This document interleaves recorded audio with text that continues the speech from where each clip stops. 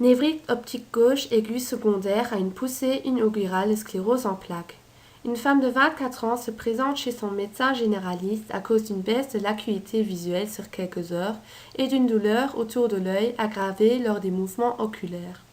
Un test d'éclairement pupillaire alternant en éclairant un œil puis l'autre dans l'obscurité révèle un déficit pupillaire afférent. La patiente présente en ses antécédents familiaux une cousine souffrant d'une sclérose en plaques.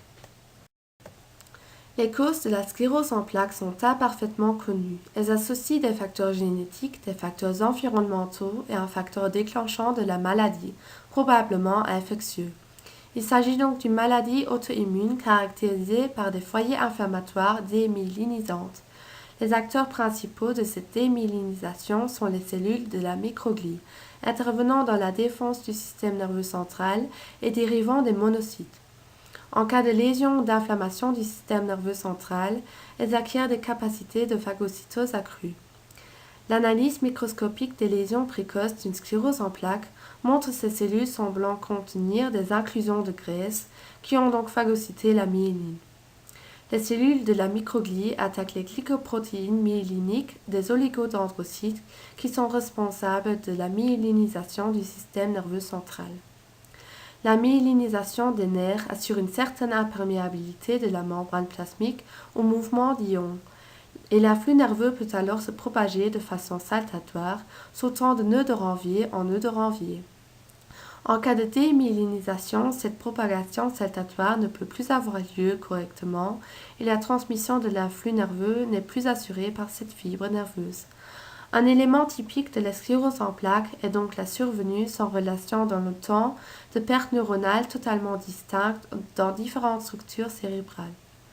Ces lésions sont partiellement ou complètement réversibles à la disparition de la réaction inflammatoire locale et les nerfs peuvent être remyélinisés si l'axone est intact. Ceci explique l'évolution de la maladie par poussée régressive.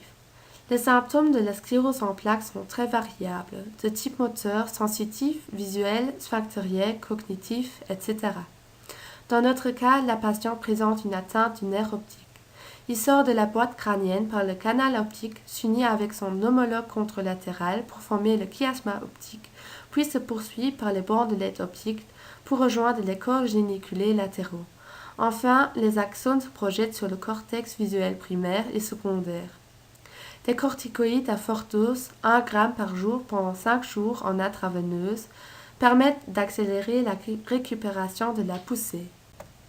La sclérose en plaques est une maladie auto-immune, c'est-à-dire que les cellules de la défense attaquent les constituants de nos propres cellules. Donc les cellules de la défense du système nerveux central attaquent le matériel d'isolation des nerfs par lequel la rapidité de propagation de l'afflux nerveux est assurée, la myéline.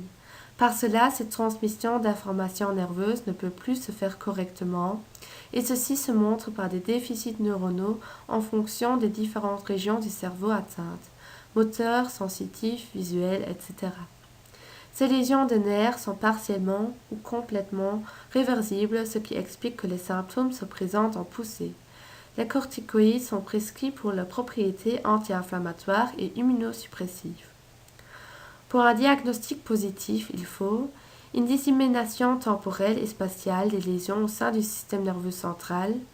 L'IRM montre la dissémination lésionnelle dans l'espace et l'existence de lésions récentes affirmant la dissémination dans le temps, séquence T2 ou T1 et injection de gadolinium. La ponction Lambert montre un liquide céphalorachidien inflammatoire avec des bandes oligoclonales. En dehors des corticoïdes prescrits lors des poussées, les immunomodulateurs agissent sur la phase inflammatoire de la maladie et sont efficaces sur les formes remittantes concernant environ 2/3 des patients au début de la maladie.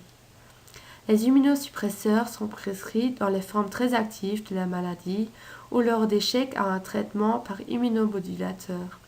Ils agissent directement sur les cellules immunitaires.